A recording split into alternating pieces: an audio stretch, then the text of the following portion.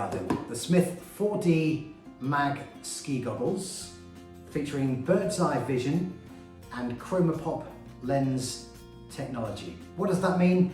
In layman's terms, the bird's eye vision gives you a 25% bigger field of view. You can see more effectively. And the ChromaPop lens technology is basically two different lenses, interchangeable, one for sunny weather, one for snowy whiteout weather. You can pick whichever lens you need for the snow conditions that you're going to be skiing in. More on both of those features in just a second. So here they are, but what do we get for our money? And it's a lot of money. Price tag on these ones, £249. Not a cheap pair of goggles from Smith. They're a high-end pair of goggles. And I know you can buy on eBay, Gumtree, whatever, a pair of goggles like these for maybe 20 quid. So with that in mind, what do you get for your money when it's so much more money? Let's take a look inside the box. And the first thing you'll find is a box in the box. It's a protective case for your goggles, obviously. Zip around the outside, put your goggles in there. It's semi-rigid, so it'll keep your goggles safe inside your suitcase or your ski bag so they don't get crushed. If you're spending £250 on a pair of goggles, you don't want them getting squashed whilst you're traveling. And then inside there, you'll find your goggles. Really nice looking, stylish goggles. Let me just pop them on for a second. Obviously I don't have my helmet on at the moment, but they fit beautifully. They feel really, really comfortable around your face. Now the bird's eye technology bit, what that basically means is, as I said, 25% greater field of vision. So less frame around the goggles and more lens. So with these, if I look up, look to the left, look to the right, and look down, all I see pretty much is just the vision, what I see, what is around me. Very little, apart from a tiny bit on the top of my nose, a little bit of plastic or foam that you can just see on the bridge of your nose. Apart from that, you don't see any of the rim of the goggles in your field of view. Now, if I just, for argument's sake, just get the cheap goggles on. Now, if I do the same here, if I look up, I see the frame. If I look down, masses of frame and foam. So from this angle here, I can't see anything more than about this level. But with these ones on, you can see right the way down to about here. So you can see if you're looking down a lot whilst you're skiing, or if you're on the chairlift and looking down, you get a much better field of view. Is that worth the extra money? Because there are other Smith goggles that don't have this extra bit. You can see, if I just lift the goggles up, the lens curves right around, rather than stopping like standard goggles, curves right underneath and touches your cheek. Is that worth the extra money? Because other Smith goggles can be around £190, £180, and probably less than that.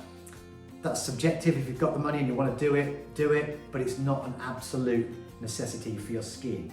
But what they do is give you a fantastic lens. Now, I skied last week. I was very lucky in bright sunny weather, blue skies, which meant the snow was bright white, fantastic skiing conditions. So I kept this lens in the whole time. At no point, apart from once, did my lens mist up. Crystal clear for the entire time. The trick with lenses and goggles is put them on, leave them on. Every time you do this, on, off, whatever, you're letting the elements get into the goggles, and the way goggles keep themselves from misting is by using the heat in your face. So if you just keep them on, the heat in your face is not escaping, it's getting into the lens, it's keeping them fog clear and mist clear. Now, I say the only one time that didn't work is when it was a bit of a chilly day, I had my buff around my neck, but I pulled it up over my nose, and I just for an experiment tucked it under my goggles. At that point, they did mist up. So as long as you keep your buff or your neck warmer just below your nose, you will not find, well, I certainly didn't, that the goggles will mist up. Now, the interchangeable lenses are crucial. These are great in bright sunny days, but what I did notice is when I was skiing first thing in the morning, the slopes that I was on are tree-lined slopes. So lots of pine trees, Christmas trees down either side of the slopes. So first thing in the morning, some of the slopes are in the sun, some of the slopes are in the shade. Now, on the slopes in the shade, with these ones, you instantly notice the difference because the light is a lot lower. and these are not designed for low light. See, immediately you struggle to see the lumps and the bumps and the grooves and anything like that that's on the slope. That is just something you're going to have to live with, because what you wouldn't do is change them every 30 seconds depending on where the sun is on the slope. It doesn't work like that. You would just have to grit your teeth, bear with it for 20 seconds or whatever until you're back into the sunshine again. You would only change them over if you knew that the whole day, or best part of it, was going to be white, misty, murky, snowy. At that point you change the lens first thing in the morning rather than every 20 seconds depending on whether you're in the sun or in the shade. But it just goes to highlight that when you do go into the shade, you do notice the difference. So the inexpensive goggles, as I say, these ones that are about 20 quid on eBay, generally you'll find have just an all-round lens. So they're okay in low light, they're okay in bright light, but they're not fantastic in either. Whereas these are fantastic in the bright, and these are fantastic in the snowy weather. It's all to do with VLT, I think it's called Visible Light Transmission, I think. Basically how much light is getting into your eyes. So these, for the low light, will increase the light. If there's very little of it about, they'll absorb the light, they'll grab the light as much as they can so that you can see the lumps and the bumps and the grooves and what have you on days when it is misty and murky. And these will take away some of that light so you're not dazzled and blinded by the sun and the bright white reflection from the sun. So the interchangeable lens is really, really good.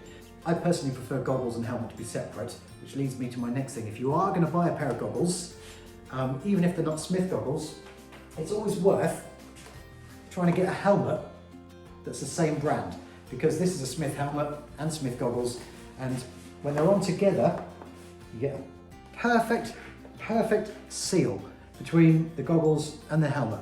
They're designed to fit in absolutely perfectly.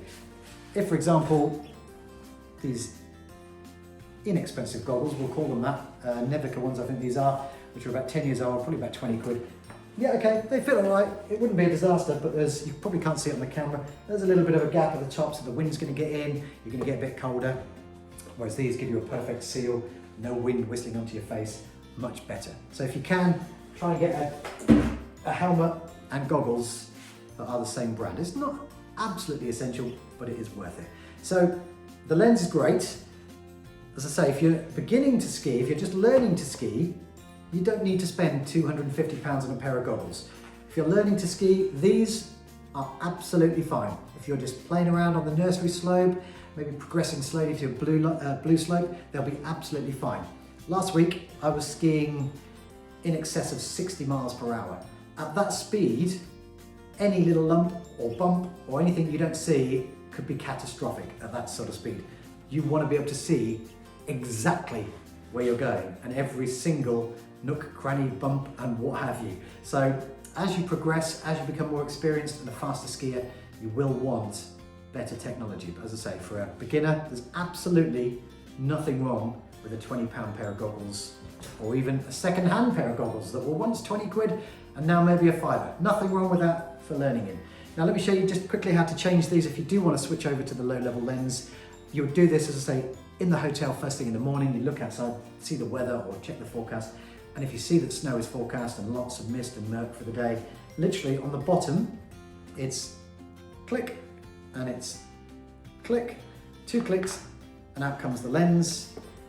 Grab the new lens, offer it up, and then it's just literally click, and the lens is in. So pop that back on, and all of a sudden, just in this room, everything seems much brighter because it's not particularly bright in here. So these goggles, the low light lens, act to drag that light into your face to give you maximum vision. There is, however, just one small snag with the Smith goggles, and it's when you come to use them with your helmet. Now, on the back of your helmet, as you well know, there's a little safety strap over the back so that when your goggles, the strap of your goggles runs underneath that, they can't fall off. So if, for example, you've got your goggles on the top of your helmet, you've just taken them off briefly, put them on the top of your helmet, maybe on the chairlift or whatever, they can't fall off. If they do get knocked off the back of the helmet, the strap is secure underneath that little safety mechanism. Now that's great if you've got one continuous strap, like we have on those cheap goggles that we looked at earlier. However, the Smith goggles got a rather nice, it has to be said, little clasp on the back of the goggles. So it's two straps that then join, which makes it really nice actually for putting on and off. Dead easy to use. It's a nice little touch, but this little clasp works really well when it's under tension, when it's pulling. So when the strap is around the helmet and it's pulling tight, it's good, that ain't going anywhere. But, and this did happen to me, if you do, just take them off, put them on the top of your helmet just for a little while. I did this on the last, I don't know, 400 or 500 meters of a very slow ski road back to the hotel. So we were in the shade at this point, it was very slow, so just put them on the top of my helmet, and I don't know how, but somehow they worked their way back, and they were, obviously at that point, not under tension, and the clasp had just started to loosen itself, and they were hanging on by a thread. I didn't lose them, as you can see, they're still here. But it is just a little worry that if that had happened on a chairlift 30 foot above the ground, in an area where you can't necessarily get to them particularly easily, that is a little bit of a worry. As I said, it's a small niggle and it didn't happen, it's just a potential. So on the whole, the Smith ski goggle from me, the Ski Shack Reviews, gets a massive thumbs up. It's a 9 out of 10 for these. They are fantastic goggles, giving fantastic fog-free vision. As I said earlier, big pockets needed for these, £249. You don't need to spend that kind of money if you don't have it on ski goggles. Get the goggles that are right for you and for your ski ability. Happy skiing, thanks for watching.